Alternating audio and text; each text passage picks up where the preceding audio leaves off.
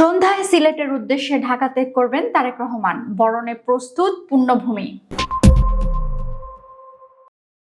দীর্ঘ প্রতীক্ষার অবসান ঘটিয়ে বাংলাদেশ জাতীয়তাবাদী দল বিএনপির নির্বাচনী প্রচারণা আনুষ্ঠানিকভাবে শুরু হতে যাচ্ছে। দলের হাজারো নেতাকর্মীর আবেগ ও প্রত্যাশার কেন্দ্রবিন্দু বিএনপির চেয়ারম্যান তারেক রহমান আজ বুধবার সন্ধ্যায় সিলেটের উদ্দেশ্যে ঢাকা ত্যাগ করবেন। পুণ্যভূমি সিলেট থেকেই তিনি দলের আনুষ্ঠানিক নির্বাচনী কার্যক্রমের সূচনা করবেন। এই সফরে তার সঙ্গে থাকবেন তার সহধর্মিণী ডাক্তার জুবাইদা রহমান। বিএনপি চেয়ারম্যানের এই সফরকে কেন্দ্র করে সিলেট জুড়ে নেওয়া হয়েছে ব্যাপক নিরাপত্তা ব্যবস্থা। স্থানীয় প্রশাসন এবং দলের নিজস্ব স্বেচ্ছাসেবক বাহিনী সর্বোচ্চ সতর্ক অবস্থায় রয়েছে।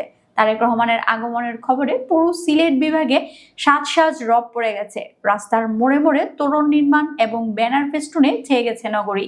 সিলেট জেলা ও মহানগর বিএনপির পক্ষ থেকে জানানো হয়েছে তাদের প্রিয় নেতাকে বরণ করে নিতে তারা সম্পূর্ণ প্রস্তুত। সর্বশেষ তিনি যখন সিলেটে দলীয় কর্মী সম্মেলনে এসেছিলেন তখন তিনি ছিলেন দলের যুগ্ম মহাসচিব। আজ ফিরছেন দলের চেয়ারম্যান হিসেবে। কাঁধে নিয়ে ত্রয়োদশ জাতীয় সংসদ নির্বাচনের গুরুদায়িত্ব। পিতা শহীদ প্রেসিডেন্ট জিয়াউর রহমান এবং মাতা দেশনেত্রী বেগম খালেদা জিয়ার ঐতিহ্য অনুসরণ করে তিনিও পুণ্যভূমি সিলেট থেকেই আনুষ্ঠানিকভাবে ধানের শীষের নির্বাচনী প্রচারণা শুরু করতে যাচ্ছেন। বিগত 5ই আগস্ট 24-এর পট পরিবর্তনের পর গত 25শে ডিসেম্বর দীর্ঘ 17 বছরের নির্বাচন জীবন শেষে লন্ডন থেকে দেশে ফেরেন তারেক রহমান। সেদিন তিনি সিলেট হয়ে ঢাকায় ফিরলেও দলীয় নির্দেশনার কারণে বিমানবন্দরের বাইরে এসে নেতাকর্মীদের সঙ্গে দেখা করেননি। অবশেষে আজ বুধবার সেই অপেক্ষার পালা শেষ হচ্ছে। 22 বছর পর প্রিয় নেতাকে কাছে পেয়ে উচ্ছ্বসিত সিলেটবাসী ও বিএনপির তৃণমূল নেতাকর্মীরা। জেলা বিএনপির সূত্রে জানা গেছে আজ বুধবার সন্ধ্যায় বিমানযোগে সিলেটে পৌঁছাবেন তারেক রহমান। বিমানবন্দর থেকে নেমেই তিনি হযরত শাহজালাল রহমতুল্লাহ ও হযরত শাহপরান রহমতুল্লাহর মাজার জিয়ারত করবেন। মাজার জিয়ারত শেষে রাতে তিনি দক্ষিণ সুরমা উপজেলার সিলাম ইউনিয়নের বিরাইমপুর গ্রামে তার শ্বশুরবাড়িতে অবস্থান করবেন। উল্লেখ্য, তার সহধর্মিণী ডাক্তার জুবাইদা রহমানের সম্ভ্রান্ত পরিবার সিলেটবাসীর কাছে অত্যন্ত শ্রদ্ধার পাত্র।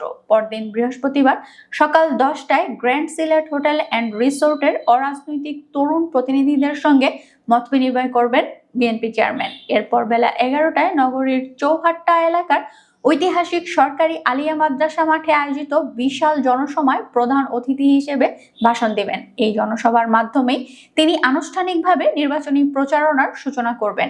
সিলেটের জনসভা শেষে বৃহস্পতিবারই সড়ক পথে ঢাকার উদ্দেশ্যে রওনা হবেন তারেক রহমান।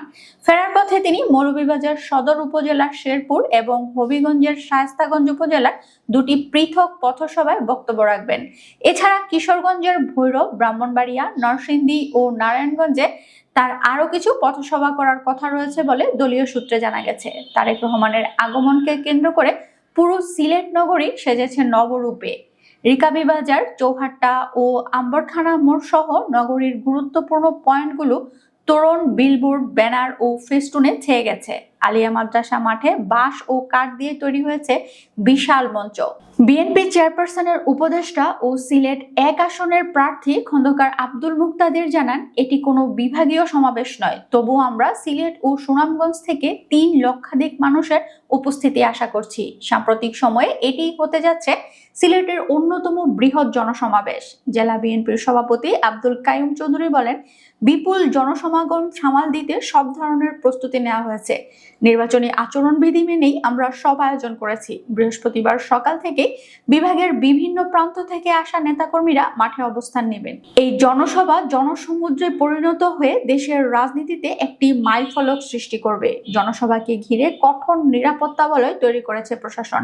সিলেট মহানগর পুলিশের অতিরিক্ত উপকমিশনার মোহাম্মদ সাইফুল ইসলাম জানান, জনসভা ও তারেক রহমানের সফরকে কেন্দ্র করে পুলিশের পক্ষ থেকে বিশেষ নিরাপত্তা পরিকল্পনা নেওয়া হয়েছে।